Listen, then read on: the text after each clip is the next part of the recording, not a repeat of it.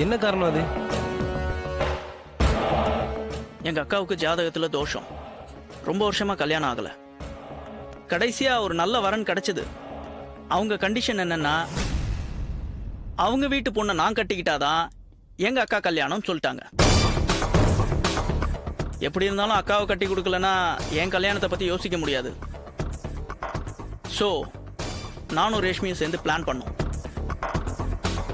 இவ சொல்லிதான் நான் அவளை கல்யாணமே பண்ணிக்கிட்டேன். எனக்கு தான் அப்பப்போ இவர் அந்த வித்யாவை கொஞ்சறத பார்க்கும்போது பத்திக்கிட்டு எரியும். உண்மையிலேயே இவர் என்னை ஏமாத்திருவாரோன்னு பயந்துட்டேன். ஹேய், அன்னைக்கு நான் அந்த முண்டத்து மேல அவ்வளவு பாசத்தை காட்டலனா இன்னைக்கு இப்படி எல்லாரும் நம்புற மாதிரி அந்த சாவு அமைஞ்சிருக்குமா? சரி மச்சான், எப்போ எங்க தங்கச்சி ரேஷ்மிய நீங்க கல்யாணம் பண்ணிக்க போறீங்க? ஒரு 3 மாசம் கழிச்சு. அப்போ நாங்க 3 பேரும் ஸ்டேட்ஸ் கிளம்புறோம். நீங்க சொல்லும்போது நாங்க திரும்பி வரோம். டன். அப்புறம் ரேஷ், நான் சொன்ன அந்த மேட்டர் அண்ணன் கிட்ட சொல்லிட்டியா? அண்ணா, என்னம்மா? எங்க 2 பேர் கல்யாணம் முடிஞ்ச கையோட என்னோட ஷேர எனக்கு பிரிச்சு கொடுக்கணும்னு சொல்லியிருந்தேனே. அதுக்கான எல்லா ஏற்பாடும் முடிச்சிட்டம்மா. Don't worry. ஆமா, கல்யாணத்துக்கு அப்புறம் நாங்க ஒரு 3 மாசம் தான் இங்க இருப்போம். அதுக்கப்புறம் நாங்க போய் மொரிஷியஸ்ல செட்டில் ஆயிடுவோம். நல்லது மச்சான்.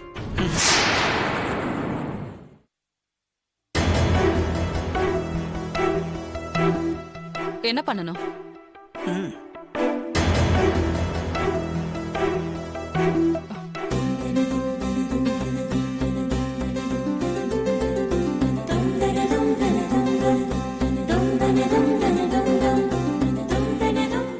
என் தங்கச்சி எப்படி உங்களை மனசு விரும்பி ஏத்துக்கிட்டாலோ அதே மாதிரி அவ கடைசி வரைக்கும் கண் கலங்காம நீங்க தான் வச்சு காப்பாத்தணும். ஷூர்.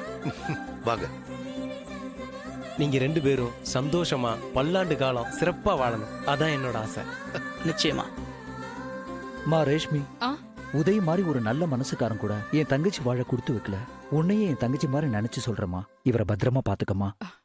கண்டிப்பா.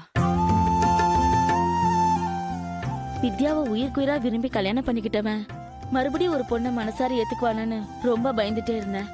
நல்ல வேளையா என் தம்பிய காலேஜ் காலத்துல இருந்தே புரிஞ்சுக்கிட்ட நீ அவனை ஏத்துக்கிட்டதுல எனக்கு ரொம்ப சந்தோஷமா. தேங்க்ஸ். இன்னாருக்கு இன்னாருன்னு கடவுள் எழுதி வச்சிருக்காருன்னு சொல்லுவாங்க. என்ன பண்றது, உதயோட சேர்ந்து அதிர்ஷ்டத்தை அனுபவிக்கிற பாக்கியம் உனக்கு தாமா இருக்கு. சந்தோஷமா இருங்க. சார் யாருன்னு நீங்க சொல்லவே இல்லையே. சார் நம்ம பக்கத்து வீட்டுல இருக்காரு. இந்த வீட்டுல நடக்கிற எல்லா நல்லது கெட்டதுலயும் சாருக்கு பெரிய பங்கு இருக்கு. ரேஷ்மிக்கு வீட்டெல்லாம் சுத்தி காமிச்சிட்டு வந்துடுறேன். சரிப்பா, பா.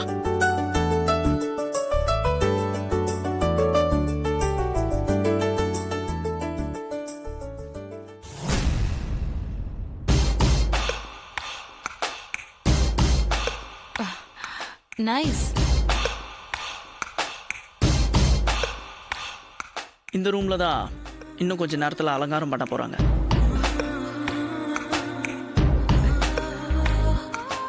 நம்மளோட ஃபர்ஸ்ட் நைட் இங்கதான் நடக்க போகுது. ஆமா, நம்ம மேல யாருக்கும் எந்த சந்தேகமும் வரல? வரல. ஆனாலும் நீ ரொம்ப பயப்படுறப்பா. ஹே, பயம்லாம் கிடையாது. ஆமா, அந்த பெருசு ஏதோ உன்கிட்ட கேட்டுச்சு, நம்ம 2 பேருக்குள்ள ஏற்கனவே பழக்கம் இருக்கான்னு கேட்டுச்சு. அப்படிதானே? ஆமாமா, நாம சிரிச்சு பேசிட்டு இருந்தோம்ல, அத பார்த்து அப்படி கேட்டாரு. இந்த மாதிரி தான் யாருக்கும் எந்த டவுட்டும் வந்துடக்கூடாது. ஓகேவா?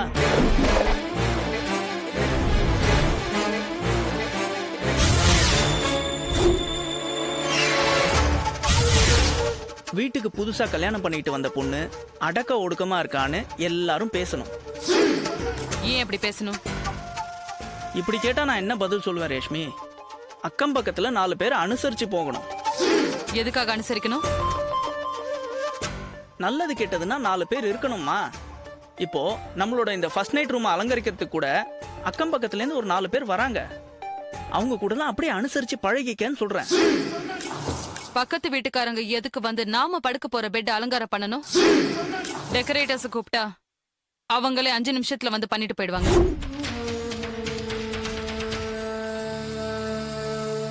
இந்த மாதிரி அடுத்தவங்களுக்காக வாழ்ற மாதிரி நடிக்கிறத நீ எப்ப நிறுத்துறியோ அப்பதான் நீ உருப்படுவ.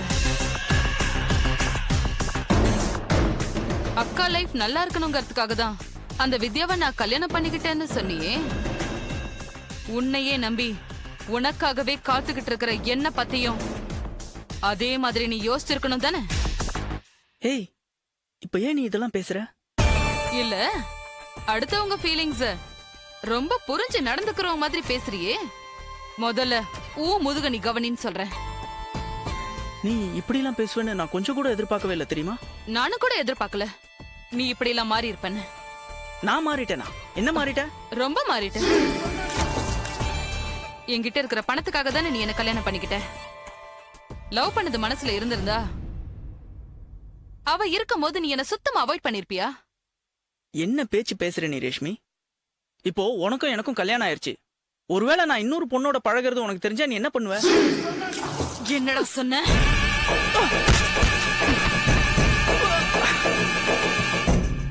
கொன்னுடுவேன். ரேஷ்மி, ஏய், அப்படியே மெரிச்சனா இன்னொரு வாட்டி வேற பொண்ணுங்களை பாக்குற வேலை வச்சுக்கிட்ட என் அண்ணனுங்க கிட்ட சொல்லி அன்னைக்கு நீ என்ன தூக்கி போட போனிய ஒரு குவாரி அங்கேயே தூக்கி போட்டுற சொல்வேன். இங்க பார், ஒன்ன நியாயப்படுத்திக்கிற வேலையெல்லாம் என்கிட்ட வேணாம். நான் சொல்லும் போது மட்டும் என்ன நீ லவ் பண்ணணும், அது மட்டும் தான் உன் வேலை.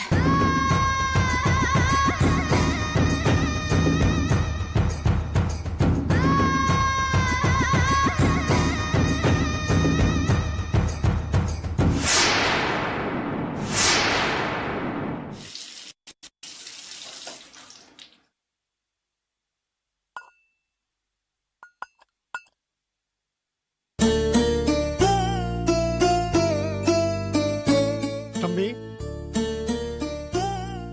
வாங்க மாமா. காஃபி கொஞ்சம் சாப்பிடுறீங்களா? இருங்க கொண்டு வரேன். பரவாயில்லப்பா.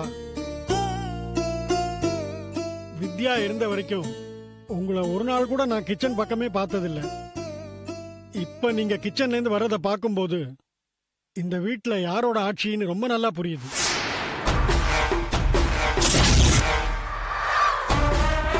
ஆமா, நேத்து ராத்திரி கூட ஹோட்டல்ல பார்சல் எடுத்து தான் சாப்பிட்டீங்க போல இருக்கு. தம்பி, உங்க மேல ஆசை ஆசையா இருந்த பொண்ணு ஏதோ அல்பாயுஸ்ல போயிட்டா கூட அது மனசு உங்களையே தான் சுத்தி சுத்தி வந்துட்டு இருக்கும். அதனால அப்பப்போ கொஞ்சம் பூ போடுங்க, 2 ஊதுபத்தி கொளுத்தி வைங்க. சரிங்க. வேண்டாம் தம்பி, என் வீட்லயே என் மருமக நல்லா தான் காப்பி போடுவா.